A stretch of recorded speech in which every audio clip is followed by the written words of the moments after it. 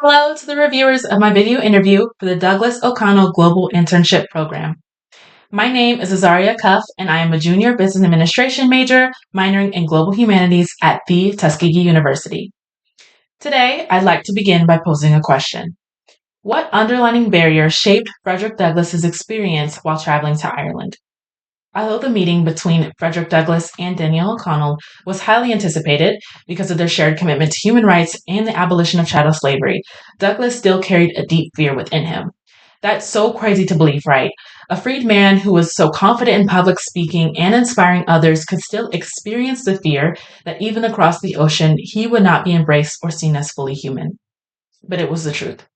For years, he and generations before him had endured what he called the long and bitter experience in the United States: relentless violence, abuse at the hands of a notoriously cruel slave master, and pain carried literally in the scars on his back.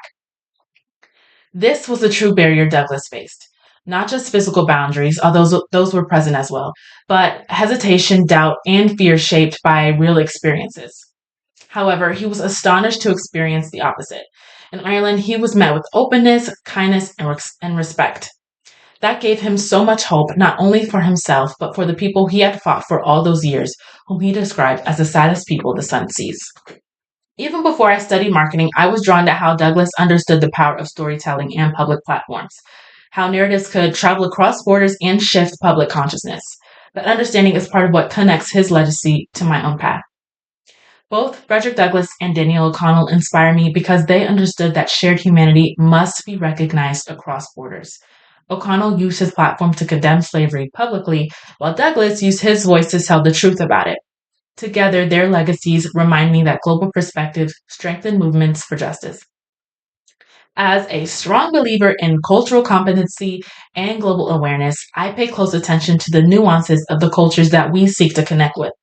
While different cultures should always be approached with respect, they should also be examined through the lens that there will almost always be a minority, often indigenous peoples or people of color, who are marginalized in some way. As a Black woman, I have no choice but to carry this perspective. This is why Douglass's experience in Ireland resonates so deeply with me. He recognized kindness and equal treatment, but he also understood that this was the bare minimum. As he noted himself, Irish people, though impoverished, were not enslaved.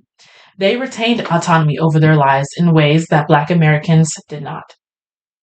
When I encounter perspectives different from my own, I try to engage the way Douglass did, with respect, openness, and honesty. I look for common ground, but I don't ignore critique. I believe meaningful understanding happens when conversations are rooted in truth and mutual respect. As a lover of history and a current exchange student in Puerto Rico, I began examining similar cultural nuances within Puerto Rican and broader Caribbean society, especially regarding colorism, racial hierarchies, and the experiences of descendants of enslaved Africans. My first semester there tested my resilience in ways I did not anticipate. Like Douglass, I carried a quiet fear that I wouldn't be seen or accepted. I remember saying to a friend, "What are they going to think of a Black girl sitting in the middle of their class?" Especially when I didn't even speak Spanish at the time. What I failed to realize was that fear came from generational patterns of racism within me that I myself had internalized. What I also didn't realize was that simply showing up in that classroom was breaking so many barriers. By the end of the semester, I earned a 4.0 GPA in a completely new environment and gained the ability to understand spoken Spanish at about 60%. I am now on the path towards professional and conversational fluency. Beyond academics, cultural connectivity deeply shaped my experience. In addition to language improvement, I was able to volunteer to help paint the home of a woman whose husband was facing serious health challenges. That moment reminded me that service transcends language and will ultimately make me a better leader focused on the hearts of others. Gaining international work experience matters to me because global exposure builds empathy and responsibility. Douglass understood the power of media. Newspapers like Narrative in Ireland played a pivotal role in spreading anti-slavery narratives, even reaching the US. That exposure amplified his voice and motivated his extended stay in Ireland, equipping him to reach more people.